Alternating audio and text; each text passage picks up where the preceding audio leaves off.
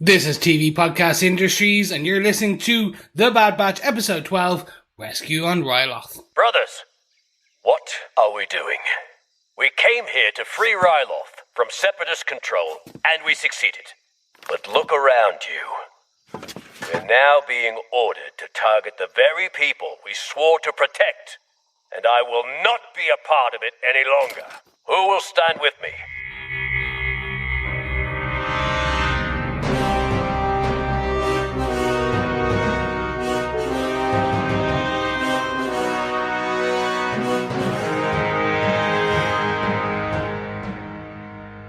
Welcome back, fellow troopers. This is TV Podcast Industries, and this time we're talking about Star Wars The Bad Batch, Episode 12, Rescue on Ryloth. I'm one of your hosts, Chris. I'm one of your other hosts, Derek. And rounding out the group in this galaxy, I am your third and final host, John. Welcome. You, boys. Welcome back. I should say, I'm welcoming myself back. Really. Yeah. It's like I disappear for a whole week, and you podcast without me. Well, the world goes on without you, Chris. When you decide to take holidays, TV Podcast Industries does 3 episodes in 1 week. We did The Bad Batch, we did Loki, we did Black Widow. Finished up Loki this week as well, which you were back for, of course, saying goodbye to one show, but still have The Bad Batch each week for the next month, I think. Another 4 episodes after this episode. So, this will be the only podcast really that we're doing. We have one wrap up of Loki actually to come, don't we? So, but this will be the only podcast that we're doing for at least a couple of weeks. There you go. You're saying that right now, and John is slowly just eyes twitching, going, more. Well, that's it. I'm waiting for the apocalyptic scenario when loads of the season 3 suddenly come into this like massive Marvel schedule, like The Boys or the Umbrella Academy. Yeah. And it's just going to be like, what are we doing today? Podcasting. What are we not doing? Exactly. Eating? Sleeping? Yeah, it's fine. Yep. We'll be recording whilst we're sort of going into work if we ever get back there. Yeah. Welcome to TV Podcast Industries when I'm on a bus and everyone's looking at me. Hey, I've heard it. I've heard people do reviews of movies while sitting in the reception area or in their cars in the parking lot after watching the movie. You know, I've heard every type of podcast that's out there. So, we don't have to sacrifice any TV shows because things are happening at the same time. We will always do our best to cover everything every second season of everything that we've covered already. I think is probably our commitment, right? Exactly, that is our commitment. And to make sure that you, our fellow troopers, do not miss out on any of those podcasts, make sure you head on over to tvpodcastindustries.com where you can catch each and every podcast and episodes that we do. It's all there. It's in your feeds. You can grab it away and subscribe, like, share, all that. Hit that bell. I don't know. You know what to do. You've been listening to us for a while. I completely misheard that, Chris, and thought it was subscribe, like, share, like, you know, love after love kind of thing. Live, Die, Repeat. Tom Cruise's best film. Yeah, great film. Ooh, controversial. Additionally, you can head on over to patreon.com/TV Podcast Industries, where for an intergalactic credit, you can support us and what we do and help keep the lights on, the hamsters running in the wheel. And also, our illustrious editor, producer, extraordinaire Derek in caffeine, because he is whiling away the hours editing as basically what you hear into something cohesive and non-rambly, because this is probably my 10th take, just putting that out there. You say rambly, Chris, but nobody's ever heard you ramble in this podcast. Exactly. I sound so amazingly produced. You can also head on over to buymeacoffee.com/TVPI if you just want to buy him a one-off coffee. But before we get into our spoiler-filled review, fellow troopers, a little bit of news, a little bit of shout-out to our, I guess we could say, when we were back in the Marvel Netflix days, our resident musician who did our opening credits for the podcast on Luke Cage, Jessica Jones, and Iron Fist. He also provided our Gotham soundtrack from season 2 onwards. But a shout out to our mate Mississippi McDonald. Big congratulations to him because he's just signed to APM Records. Delivering soul and blues. If that is your thing, then please check out Mississippi McDonald. Yeah, absolutely. Great news. Really fantastic. I'm really pleased for him. He just provided some really good little introductory tunes for us on those podcasts. Like, I think there was the chain element in Luke Cage. There was the train element in Iron Fist. So, really nice stuff to help us introduce the podcast, back in the Marvel Netflix days. Yeah. So, great news for Oliver, and we're delighted for him. Absolutely we are, yeah. And now we know why he hasn't been able to do our theme tunes for the last couple of seasons of the shows that we do, because we crank out the shows much quicker than he could crank out the theme tunes, I think, to be honest. We used to have time. We used to give him like a month to come up with theme tunes. We can't do that now. But really, really proud of Mr. McDonald. That's a big achievement. And he's a really good musician. We've seen him live quite a few times as well. And he's a very good friend. So, very, very proud of him. Well done, all. Yeah. Well, he's been doing gigging, and he has been doing albums as well. So yeah, a lot of stuff, in his in tray. So, yeah, great stuff. But, with that congratulatory, moment, let us get into our spoiler-filled review of episode 12, Rescue on Ryloth. Derek, would you like to provide some galactic episodic details, please? Well, we know we have a great team behind the Bad Batch, and this time we have the executive producers, Dave Filoni and Jennifer Corbett. Jennifer Corbett, one of those executive producers, writing the episode, the second of kind of the two-part arc that we've seen in the show on Ryloth. This episode was directed by Nathaniel Villanueva. Nathaniel's directed, I think, 3 episodes so far of the Bad Batch. So this is the team that we have. They will rotate in and out each week, but great to see the showrunner of the show getting quite a big episode here, and the second part to close out this story on Ryloth. John, do you want to tell us what they gave us with your synopsis for the episode? Sure. Hera Syndulla is on the run on Ryloth, with her parents Cham and Eleni out of the way on charges of attempted assassination. Vice Admiral Rampart tightens the Empire's grip on the planet, rounding up the Twi'lek insurgents. But his orders to round up peaceful citizens do not sit well with Captain Howzer, or with other clones under his command. At an old base of Cham Syndulla, his daughter, with help from Chopper, sends a distress signal to the Havoc Marauder to bring the Bad Batch to Ryloth. As they weigh up their plan of attack to rescue Hera's parents from their prison, an Imperial probe droid alerts Crosshair to their arrival.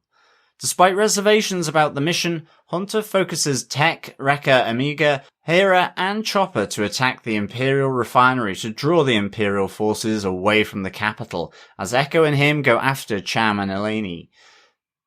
At the refinery, Plan A fails as Chopper is detected and is unable to deactivate the perimeter cannons. Amiga and Hera enact a spur-of-the-moment Plan B, using a transport ship to destroy the cannons, allowing Tech and Wrecker to attack the refinery in the Havoc Marauder. Their distraction mission a success, Imperial troopers are redeployed from the Ryloth capital to the refinery, allowing Hunter and Echo to sneak into the prison and free Cham and Eleni. But understanding the Bad Batch methods and strategy, Crosshair is suspicious and sets a trap to capture them. The group is warned by Captain Howzer, who does not believe in his orders, allowing Hunter, Echo and Hera's family to escape. Howzer and the traitorous clone troopers who disobeyed their orders are arrested, and underestimating the Bad Batch, Vice Admiral Rampart grants Crosshair his request to hunt them down. We are in the end game now, gentlemen. Welcome to the final trilogy of the Bad Batch arc. Mm-hmm. I was just saying for our listeners, just before we started recording, this very much felt like the end of the third arc of this season. Mm-hmm. Where the first one was the formation, the second one was very much the growth of Omega, cementing her as a member of the Bad Batch. And now this is the third and final arc. This is setting the sights on, we are moving into the final arc where it is Crosshair versus the Bad Batch. Mm-hmm. He has been given the go-ahead. We are seeing the descent in the ranks of the clone troopers. Mm-hmm. It is all coming to a head. I really wish you could have gotten setting the sights and Crosshair into your explanation there, Chris. That worked so well. Almost had it. Yeah. Almost there. Can I ask a question before we go into our blaster points for this episode? There's a moment in here, and we've got it in the synopsis as well, where Vice Admiral Rampart tells the public of Ryloth that the governor who was shot in the head last week by Crosshair is alive and will make a full recovery. Can I just say in my head right now, because we haven't seen anything, is he making that up? Because there was a full headshot last week. Is he just going, yeah, he's in the back there, he'll be grand, and he's dead? Or are they saying on this kid's show that he didn't die, that Crosshair's that good of a shot that he missed the entire brain and didn't kill him? Is that what happened? No, he's dead. He's very dead. much. Okay. He is much like the dead parrot in Monty Python or the Black Knight in the Holy Grail. He's just dead. He is dead. Yeah. He is no more. He does not have a flesh wound. He's just gone. He has ceased to be. Okay. Yeah, he's rolled out, sort of pushing up stuffed the daisies and preserved just when he's needed to. Okay. Okay, grand. I took it very much because I did a double take on that scene as well, and I was like, it's that kind of. My assumption is it's going to be, he was recovering. Oh no, the terrible rebels have killed him. Right. You must go after them now. Yeah. Poor, again, from a kid's show, there's definitely this sub-layer of political fascism regime building Big time. that we've talked about since the beginning, which is the interesting part of how the Empire got its hooks in and became the Empire we know in 30 years' time. Yeah. But yeah, absolutely interesting. But you're estimating that former governor Orn Frita is going to be Weekend at Bernie's 2, basically. He's On gonna be strings, intergalactic strings. And then he'll fall off a building and they go, oh, he tripped. Oh, wow. Okay, grand. Just wanted to check that with you guys. I know we all noticed it, I'm sure, when we saw the episode.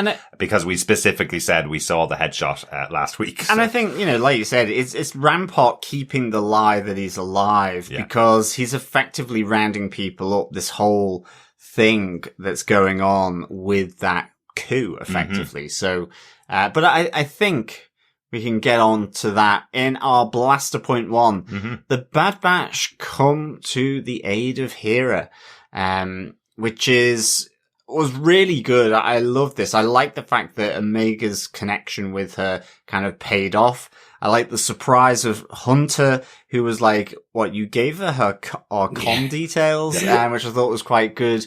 And I think just, putting the Bad Batch in this position of, I get, like the A-Team coming to the rescue, and to save Hera, but also her family. And just what happens as a result of that, I think is really good as well, because you see Hunter really kind of going, this is a military occupation happening on this planet. It really does, give that military weight to what Rampart is doing. And it's kind of like, whatever about the other things, there's just way too many troops on this planet at the moment. And I like the fact that you see them sort of planning it out, checking the strategy, all of that kind of stuff. And ultimately having, I guess Omega laying down a bit of truth to Hunter, that they're ready to kind of back out of it really. And I guess almost leave Hera to herself. Not our fight, and it's too difficult. We're gone. Yeah, Omega's really grown on me, and I think here she steps up to challenge Hunter and to say, this is what soldiers do. They save people. Yes. You are here to help, and you can't just back out because, you think it's overwhelming odds. Do it stealthily. Use your skills, your methods. You are an elite part of the clone troopers, in effect. You're novel, and you need to help Hera to save her family. Because it's her mum and dad, but it's also her uncle in there. And I really like that. Absolutely. I think it's important, the comparative here, the other line we've heard about soldiers throughout this series is the good soldiers follow orders. We've heard that before, said multiple times. And Hera here is saying to the team, that's not what soldiers do. To real people in the street, you're trained to lay down your life to help save other people. That's why you're a soldier. You're not a soldier just to follow blindly the orders that have been given to you by your command, because that's what leads you down the bad paths, like the Nazis did, effectively, and what's happening to the clone troopers at the moment. They're now, because of Order 66, they're now in a situation where they are taking brand new orders, which are starting to get worse and worse and worse. And this idea of good soldiers follow orders means they're going to be doing things they don't agree with, effectively. So since the Bad Batch are free and can make choices as to what they do, they should be following what good soldiers should be doing, which is saving people that are unable to save themselves. So I love that little bit that's in there with Hera. I think that's a great moment. And yes, of course, Hunter says, let's go try this out. Yeah, it is really good. I also do like Omega's conversation with Hera, because, you know, I guess Hera is a little put out by Hunter's suggestion. But, you know, Omega is like, you know, they're my brothers. They're her family as much as with Hera's family. And there's a nice little connection there, you know, that this bro batch, is the, sort of ultimately come together to utilize their skills in order to put out the plan that they go with on the distraction, at the refinery. So, this was really good, but yeah, I couldn't imagine being Hera, like going, you what? Say what? You're Say that again? You're going to leave me behind or take me off planet away from my home planet? That's the choices here? Yeah. What do you think, Chris? I know we haven't really talked about the first episode, but this is kind of obviously leading off the back of part 1, and you hadn't met Hera the last time we spoke. So what did you think of this stuff that's going on in Ryloth? I enjoyed the background. I enjoyed the political machinations and the kind of that storyline. And it was fun to see, like, this is a rebel who essentially fought to free his people with the clone army, and now the clone army is slowly taking over and he's conflicted. Yeah. I like Rila.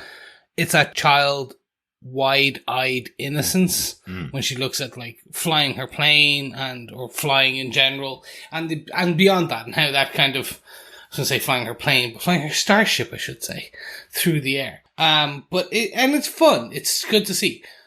I nearly slapped Omega if I could have when she, like, it's kind of like it's like Robin giving out the direct line for the Batcave. Yeah. It's kind of like, you're like, you what? It's okay, we're heroes. Like, yeah, but we can still die. It's kind of like, okay, right. Anyway, so I think that we're hoping it plays off. It's fine now. It's fun. It's played in that fun sense, but there are elements. Every now and again, I'm so deep into it, and it's talking about something that I'm probably on a level above what a usual kid will see while watching this.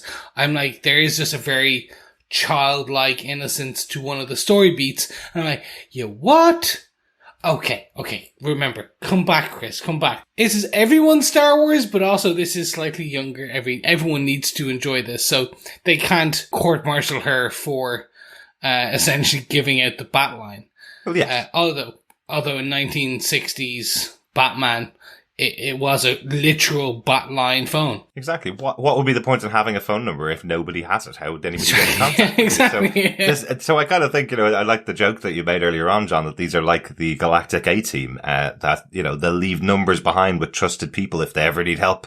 Call in the Bad Batch, So yes, she's probably just left a number behind thinking it would never be used, gets used about 45 minutes after space talk. So very lucky, because they may have been the other side of the galaxy. But that's it. I just thought it was really cool them arriving in the Havoc Marauder, and I think that whole what the former base as well, I thought was really good. And I think that base was in Rebels as well. I'm absolutely convinced, just that set into the rock, like Petra and Jordan.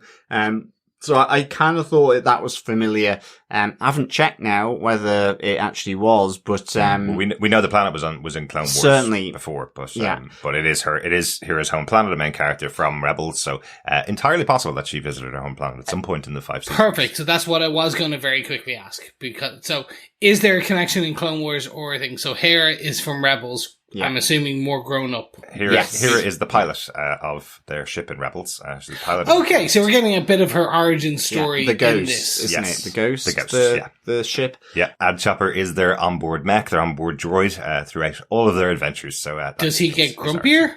Oh, yes. Oh, yes. Oh, amazing. Okay, fun. Yeah. Cool. This, I'm going to say this, and I know some of our fellow troopers will be so happy to hear. I am going to watch Rebels. Yes. Yay. We got you. This is slowly getting me.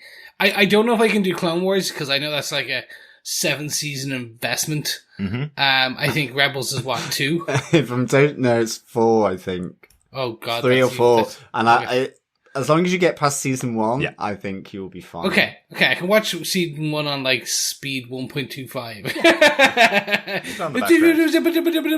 Yeah, way. But no, I mean, excellent. That is great news. Yeah. That is great news. But speaking of Chopper, let's talk more about the actual, the end of Blast Point 1, the actual freedom, the plans, the distractions. Because, well, one, I didn't know astromechs could fly that high.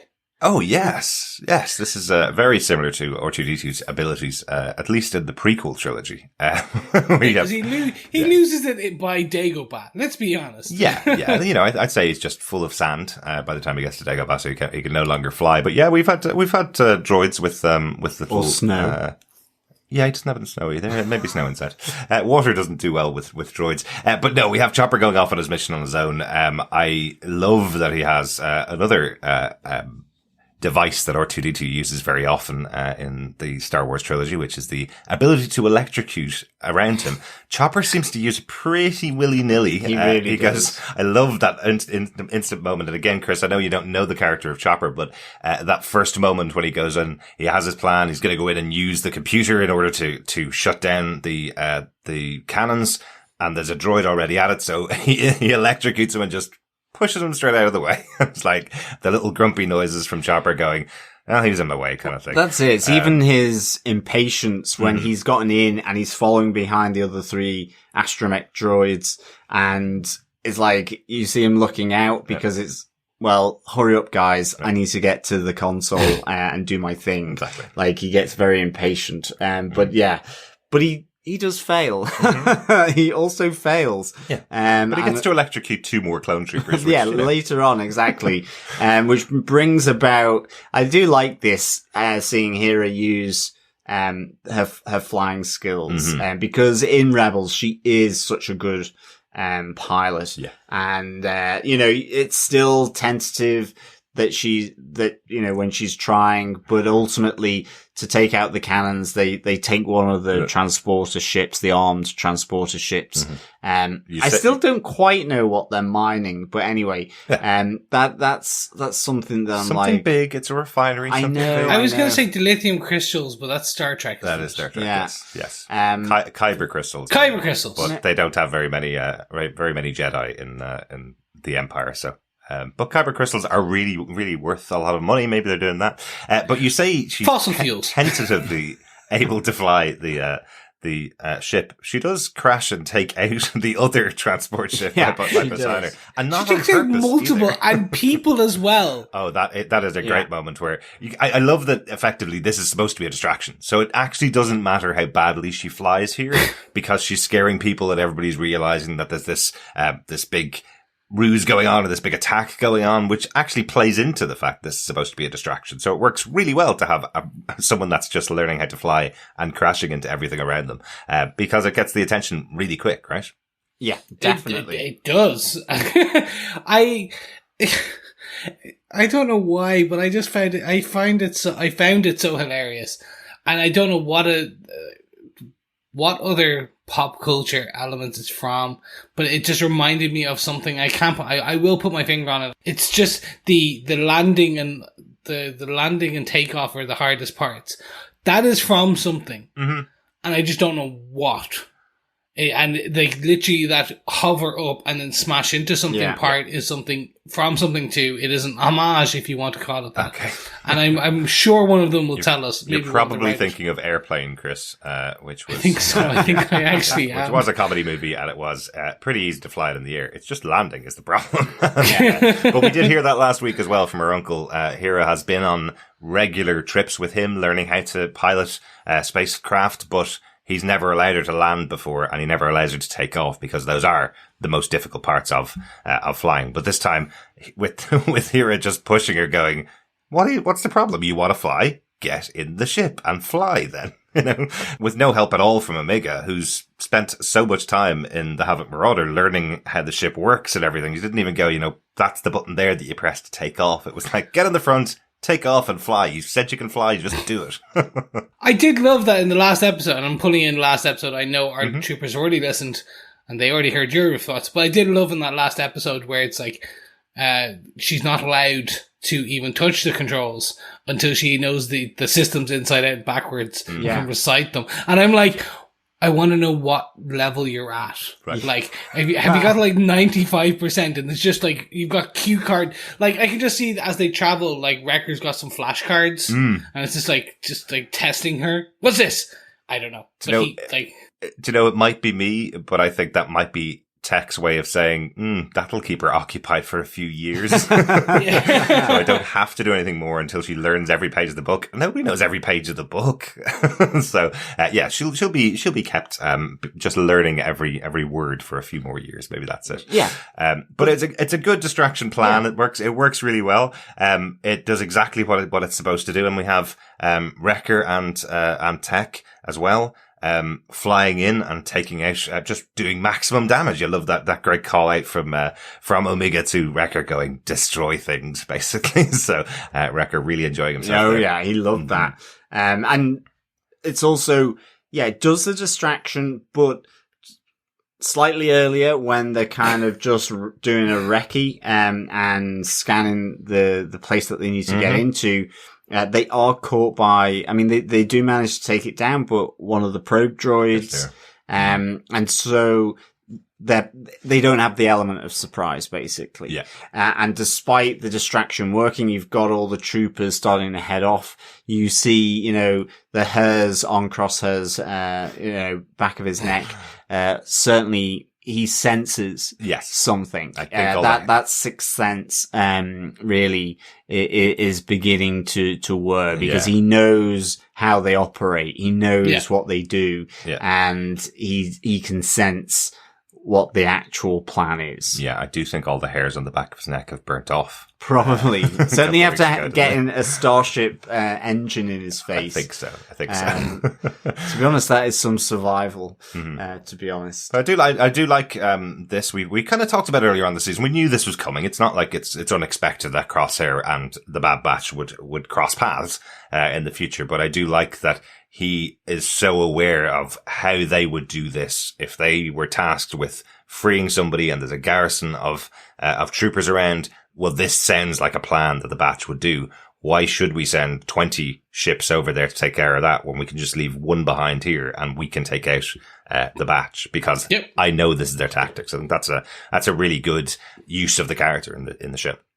I can see where they're going. It's going to also lead to the point of that they'll have to use Omega's plans, because that is the one element. Omega is very much the X Factor, and I don't mean the actual British TV show or the X-Men X-Gene. In this, I just mean the unknown. Exactly.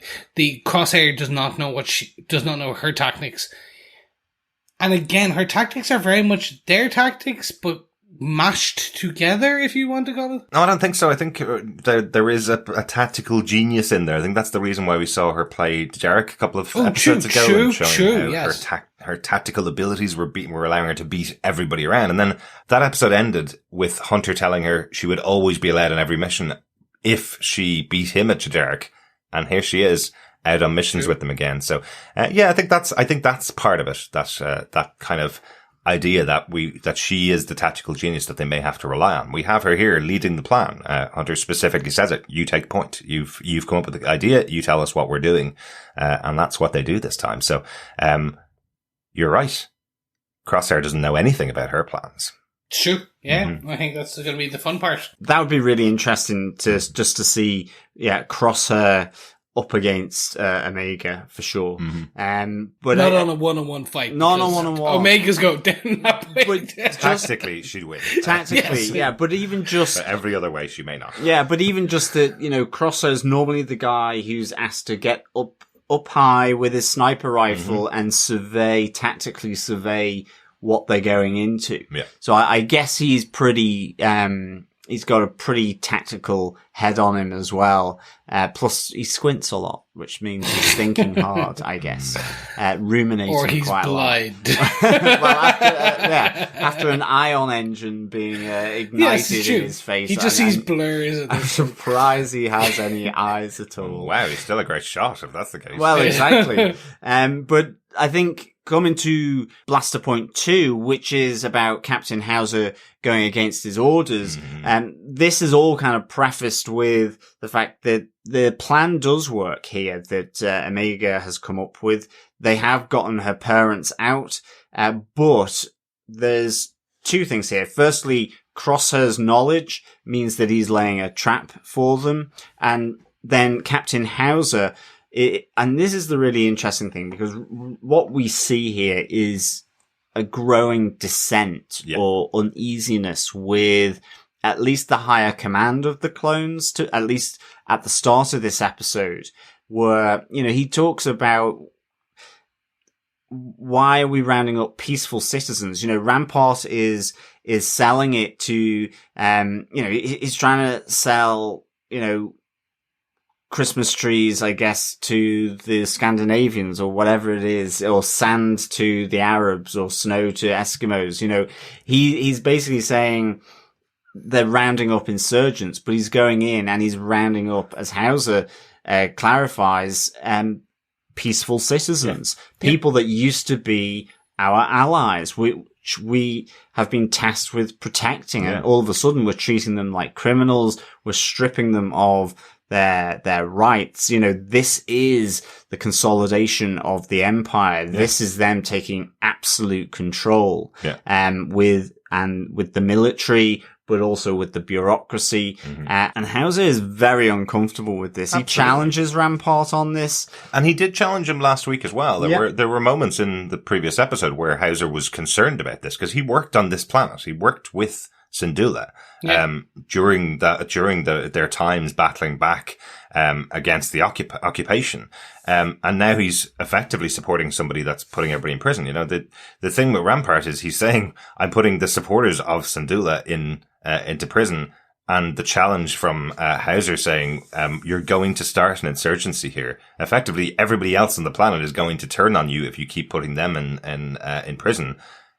And the response from Rampart is, well, we'll put them in prison too. We'll capture all of them as well. So he's just going to mow over anybody in his way. And it's nothing to do with it being about Syndulla's supporters or anything Syndulla's done wrong. He's literally willing to just take out anybody in his way. And that's not what Captain Howzer is about. That's not what the clone troopers are about, which in itself is the interesting point, isn't it? Because, we know of the Order 66 that happened. We know the changeover of the clone troopers from the Republic to the Empire, effectively. And then, really, between then and maybe Rogue One and a bit onwards after that, we don't really see anything of the clone troopers. We've seen all the clone wars with them being on the side of the Republic. So what we're seeing here is there are dissenters within the clone troops. The Order 66 wasn't an order that said, from now on, obey every single order that you're given.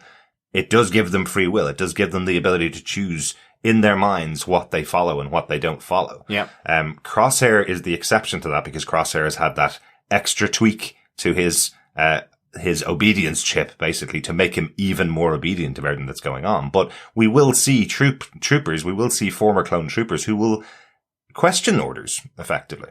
Well, I think that was the interesting thing is, we see other clone troopers effectively backing Howzer, where he says we can't be going after them. Not all of them, but some of them. And I think, even just before, we've seen with Rex, and with Captain Rex, we've seen in the Clone Wars, troopers have have questioned it, even Order 66, or have tried to resist that. Yeah, but these are troopers that Order 66 has worked for them. They've followed that order, which was to go up and take out the Jedi, effectively.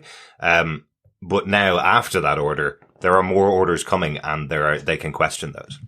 So this confused the hell out of me. Okay. I'm just being brutally honest, because I thought the inhibitor chip... It is called the inhibitor chip, correct? Yes. Yeah. I thought that did essentially make them follow orders, whatever the order. And that's why, and it was the problematic elements of the chips with the Bad Batch and some of the others, was that I noticed that was what allowed them not to follow the orders, and what allowed Rex and some Kush and all the others who had to get it removed. This makes me question are the original chips degrading? Are they just, was it a one and done?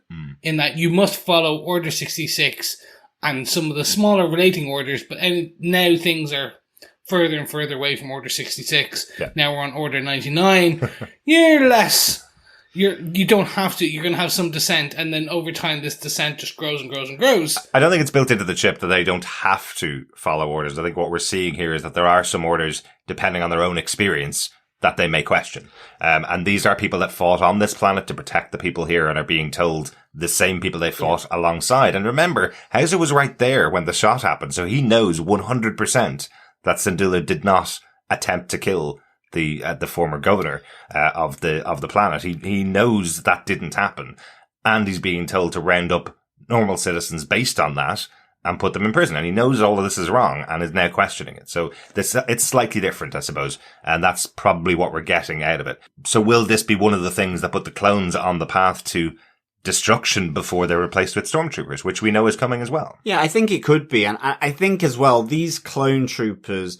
It is more of the Clone Wars clone troopers. I mean, in the prequels, you don't really have that point of reference in the clone. They're just the mass of troops attacking, whether it's flying bugs or whatever, or droids and so on.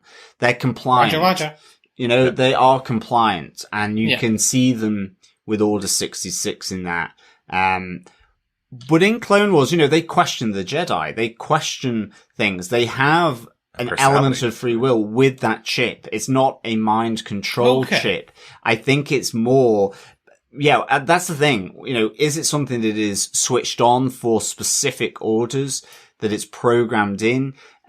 But also, I think the point of it possibly degrading as well. You know, there's this talk of, like the genetics degrading and so on. So maybe there's something around that. But I think the chip in itself doesn't mean that they're blind to orders, because in the Clone Wars, they aren't, I mean, yes, they're full frontal in, you know, with the attacks and all that, but and certainly the captains, they follow orders, but they also question the likes of Obi-Wan and Anakin. And I think their men follow the orders of their captain. So I just think it's I almost feel that they have a loyalty. There's a brotherhood, which you kind of get the sense with Kut and with Rex that there is this brotherhood. So, but I think it's, I think there's probably just a slight difference between the nuances from the prequels, where they weren't the focus, with Clone Wars as an animated series, where they did have to come to the fore, and you had to give them some personality, I guess. Yeah, but to quote Short Circuit, need more input. This is the first time we've seen a clone that went along with Order 66 changing sides effectively, or going against orders. But I think it makes logical sense, because they've spent most of their time as part of this insurrection on this planet, and then they're now being told to turn on the people they trusted, and I think that's why it makes sense. But I think we'll start to know more. It's just good to know that not every single clone trooper is now a mindless drone. Yeah, exactly. Because I think it does put them on the path to,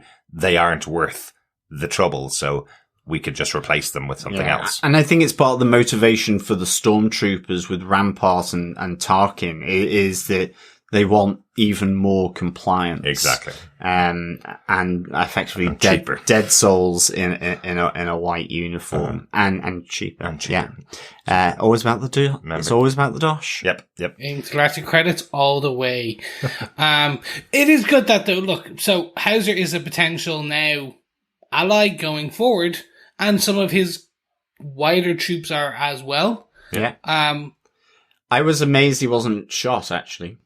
So, yes, dissenters, I am expecting at some point that we will get those, I hate to say it, those wider camps that begin with death and end with camps. Perhaps. Perhaps, but I suppose, we do have the Bad Batch and Hera's family leaving the planet to come back and help them in future, help Ryloth and help them escape. So, now they have another reason to come back. One of the people that tried to free them is now held captive, along with loads of other supporters of theirs. So they're making a plan. So I don't know whether it's next week's episode or towards the end of the series, but I do feel we're going to be coming back to Ryloth to drive off the Empire from that planet. I agree. Speaking of, though, they are going to be busy. Yep. Because for the next couple of episodes, blast point number 3. Essentially, Crosshair has a new mission. And that mission is the Batch. Yeah, he gets his official mission. We talked about this all the way through the season, from the breakup of the Bad Batch and Crosshair, that he would be going after them. But as we've always said, as we were talking about earlier on, good soldiers follow orders. And Crosshair has not had an order to go and blindly follow the Bad Batch and take them out and pick them off. He gets this mission in this episode. This is the first time he's had a mission to specifically go after them.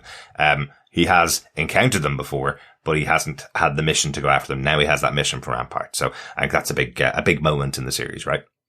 Definitely. Yeah, I think we had assumed that he would just be chasing them down, and the various moments like at the starship graveyard, that this was kind of part of it, but he was doing other missions as well. But actually, dare I say it, we jumped the sniper gun a little bit on this. And he is now, I guess he didn't underestimate the Bad Batch. Absolutely. But ultimately Rampart has. He's felt that they're nothing to worry about. Yeah. But now it's really directly affected him. And so he is more than happy to accept the request from Crosshair to go after them and to hunt them. But that's the other interesting thing. It is to hunt them. And it may be to bring them back in because Rampart does have, a bit of reluctant admiration for them in what they can do. And who knows, maybe their skills, coupled with the compliance of Crosshair, could be the basis of Stormtrooper tech, ultimately, for the Empire. Yeah. I wonder if they will go down that route, that actually this team that this brotherhood that we're all getting to know, we all enjoy, plus, the dodgy uncle that kind of no one speaks to, because he's a bit aloof and a bit sort of separate from the rest of them in Crosshair. That and maybe might take your head off from 600 yards. Exactly.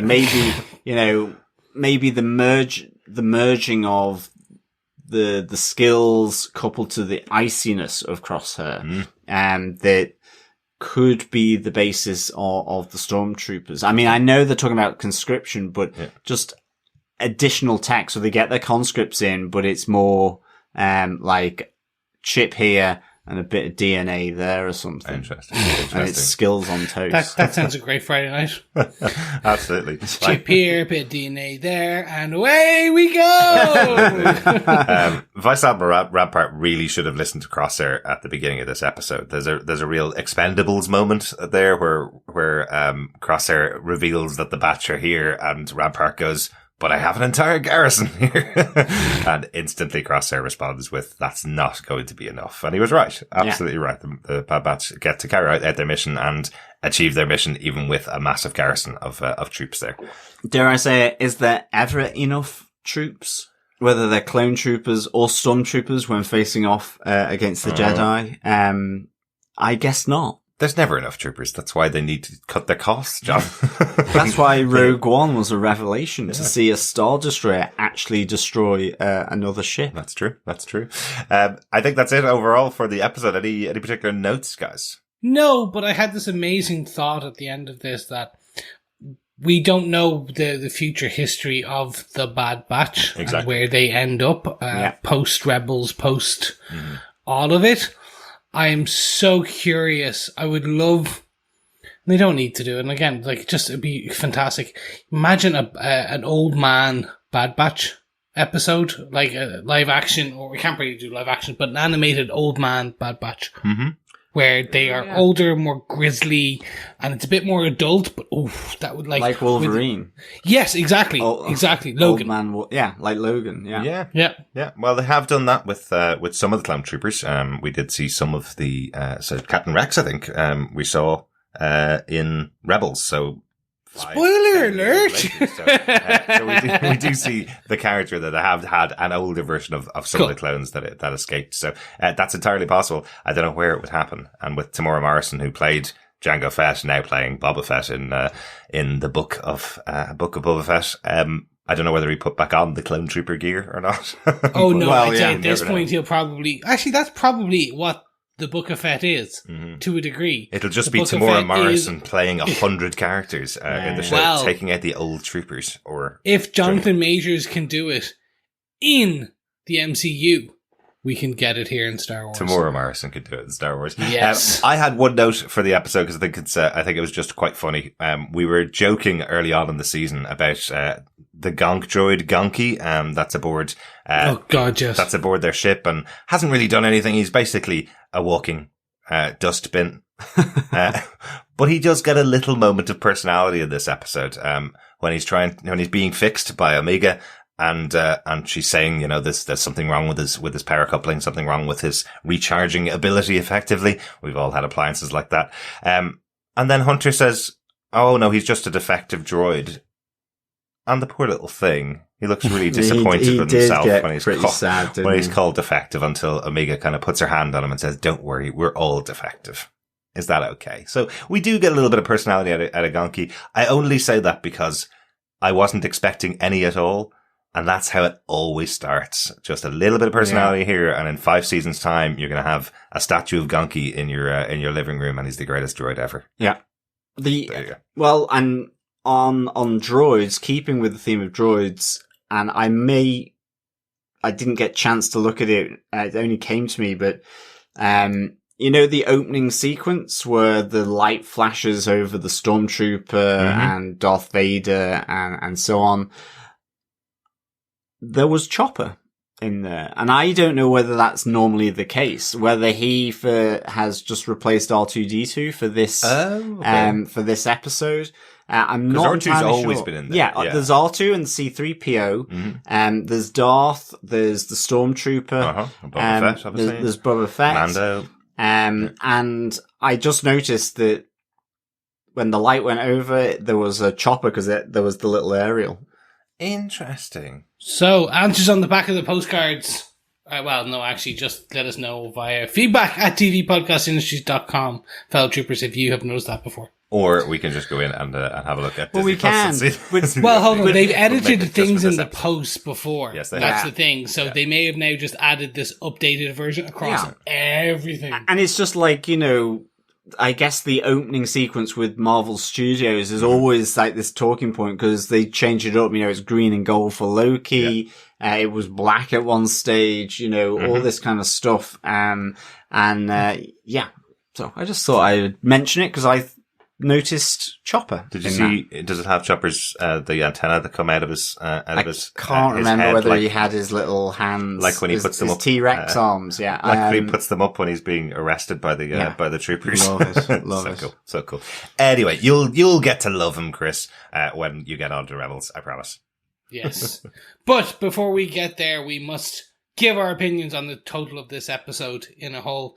So, Derek, what did you think of this episode as a whole? Episode 12 of The Bad Batch, Rescue on Ryloth. Really like this. Really like having these kind of 2-part episodes. We haven't had that many of them, like being very specific in 2-part. We kind of have the end of each of the stories and then have the overarching story for the series. But having this escape from Ryloth with characters we really like Hera and her family, and obviously the wonderful Chopper. I think it's great to have that in the middle of this series, and it gives a kind of a wider context for the Bad Batch seeing a clone trooper turning on his master effectively. That's a new one, and hopefully we'll see the ramifications of that coming down the line. And then Crosshair getting his actual mission to go after the Bad Batch, I think, is all really important things for the series happening in this episode. So really good one overall, I think. How about yourself, John? What do you think of the episode?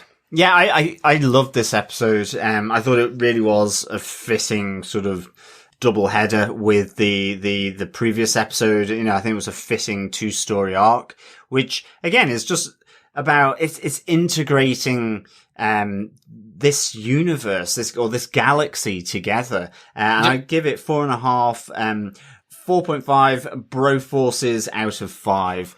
I think actually the Star Wars universe and the integration of it is really, really important. You see, you know, we know this from Marvel's, especially, but also, you know, even with DC, and, you've just got that, it's so iconically standalone with episodes 4, 5, and 6, and the prequels kind of, you know, I guess, yes, led up to it, but never felt knitted. And I think with the TV shows, with The Mandalorian, with the animation from Clone Wars, Rebels, and even between the anime, it's just knitting it really nicely together. I mean, I've really enjoyed seeing Hera. You know what she's like from this competent pilot, really skilled in Rebels, and you see her learning. You see her unsure. She's scared. You see that this can be one of the experiences that make her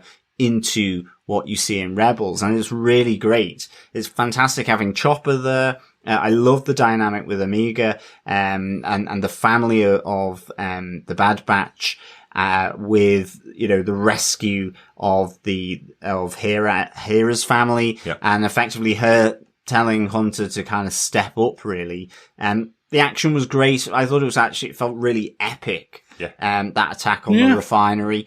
I love that Crosshair now has been given this chance to, you know, hunt them down. And yeah, I think, again, we've said this, it's been interesting seeing this expanse of the Empire as they've moved it from being the Republic, and seeing now the, you know, I guess how central Rampart is here, as a new dimension. He's the Tarkin of the show, right? Yeah, exactly. Yeah. And also now the descent creeping in, certainly on previously friendly planets to the Republic, the descent creeping in with the troopers and the command structures within the troopers is really interesting. And I guess this will also be the, you know, part of the reason why we get stormtroopers as well, possibly. So, really loved this. And 4.5 Broforces out of 5, for me. Christoph, old chap, what did you think? I loved it. I can't add much more to what you guys are talking about. This is why I'm enjoying this, and I've talked about it more and more throughout, especially when we got to the mid-season arc. This, essentially, this knitting, this expansion of the Star Wars lore. Because we did lose quite a lot when when the EU became Legends and is no longer directly actual stories, like they're what is canon versus not canon, and getting this background, which two elements of the story that I never thought I'd care about, like the bureaucracy and creation of a fascist system, like just these interesting elements. I'm hoping at some point in the future, and because I think this is a show that can do it, we do get 2 stormtroopers going, are we the bad guys?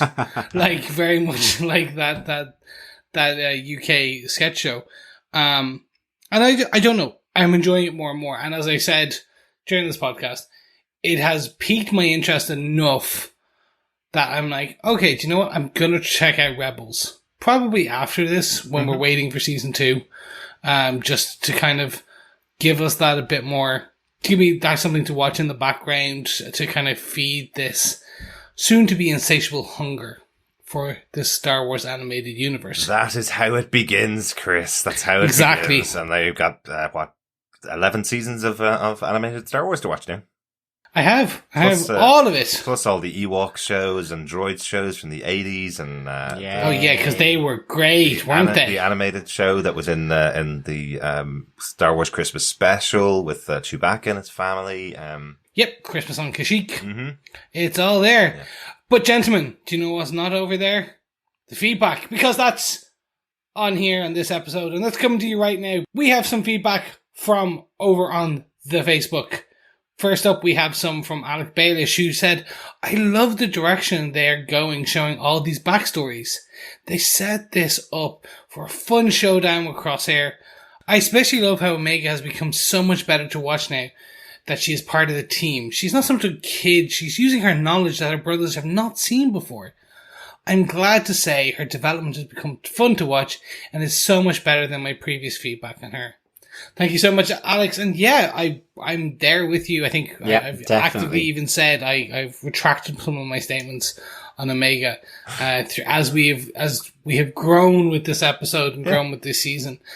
She is kind of much growing into herself, becoming a rightful member of the Bad Batch. Absolutely, the wonderful character growth that they're so well known for on these animated shows. Excellent stuff, Alex. Yeah. Also over on Facebook, Dr. Bob Phillips says, I've enjoyed watching that heartwarming tale of 2 teenage soldiers stealing battlecraft, destroying refineries, and causing untold climate damage, while distracting most of the baddies from the rescue. I am hoping we see more of Blue Flash Clone Trooper. Or is he part of Rebels already and this is just backstory? Good episode for the uninitiated. Wonder if it has deeper resonance to those with more knowledge. Thanks, Dr. Bob. The Captain Howzer, who's in this episode, I don't think we've specifically see him again in the future. I don't think the character existed in anything previous or in the future, but I think the concept of him, someone that is questioning his loyalty to the Empire, who expect him to follow orders like all good soldiers. I think that's what this episode is really about, more than a specific path for him to go on. The only person that we know right now really is Hera and Chopper from this episode. But I'm glad you're enjoying the episode, even with all the untold climate damage that they're doing in a galaxy far, far away. Yep, thanks so much, Bob and Alex. Samuel Cox says, it's so interesting to me to see Howzer again directly disobeying Order 66 and still having compassion to the people that they once protected and fought alongside. I hope they explain this is due to something, maybe a defective chip like the Bad Batch, or maybe just over time the chip will wear off, leading into why conscripted soldiers completely replace perfectly made trained soldiers. With him being able to convince his fellow soldiers to also not follow orders blindly, I think the season finale may be some sort of clone uprising. Mm-hmm. It would be a spectacle. That would be so cool. Also, it's mentioned now that the senator was not murdered. Crosshair is that good of a shot. He didn't kill him with a bullet laser to the temple. There you go. I loved seeing the Batch use some real military tactics this episode, and also how well they worked with Hera and Chopper, maybe where her love for traveling in a group came from. Mm. We also see her piloting skills develop as she rides the feeling this episode. Mm. With Crosshair being authorized to hunt down his brothers, how do you see their inevitable confrontation playing out? Could we see his chip removed as he rejoins the Batch, or maybe it's removed and he still attempts to kill them? Maybe he succeeds in killing one member. I think he's going to be the main problem for the Batch this season, with a bigger bad, maybe even Vader teased to be on the way. Mm-hmm. Thanks, Samuel.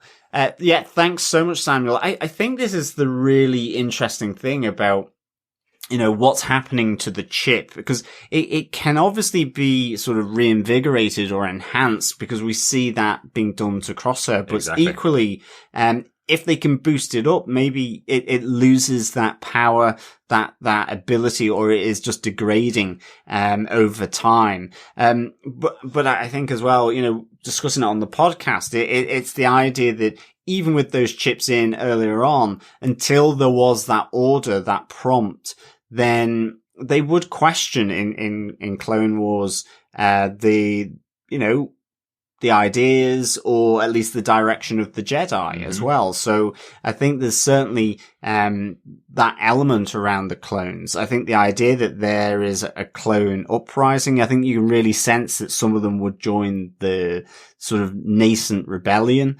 There is this feeling of war coming.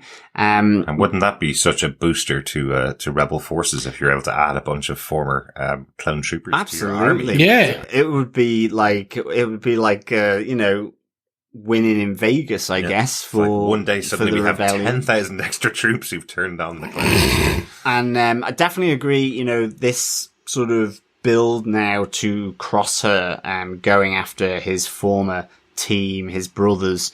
And I'm wondering whether, ultimately, if there's second, third season, potentially that Crosshair being where he is with the Empire, maybe Rampart's right-hand man, that would actually persist over into the next season at least. And the whole thing of maybe them removing his chip would be something further down the line in the next season. But equally, I guess it could be around this time. I definitely think there's going to be an injury. I think definitely it's getting worse between them.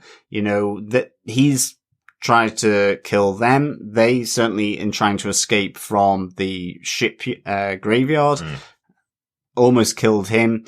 And I think one of the members, something will happen, but I don't think they will kill one off. I say that thinking, okay, they're going to kill one off now. Cut to next week. But I'm hoping when Tech doesn't make it out of the episode. Yeah, exactly. I'm wondering how that happened. But I'm hoping that they do. I think it could be more that they get recaptured, possibly. Potentially, yeah. No, there's definitely something big coming down the line, but we just don't know what it is. I wonder if we will see Vader in this show. Like, really, Vader's just been created as of this moment. In fact, he may still be being created by Palpatine at the moment, because I'm sure that took a little bit of time, and this show took place directly at the point of Order 66. So Vader could only just be being made. I feel like because that Skywalker saga is the big saga that they've dealt with in all the movies and most of the stuff, I feel like they're avoiding that with all of these shows. Now all the new shows with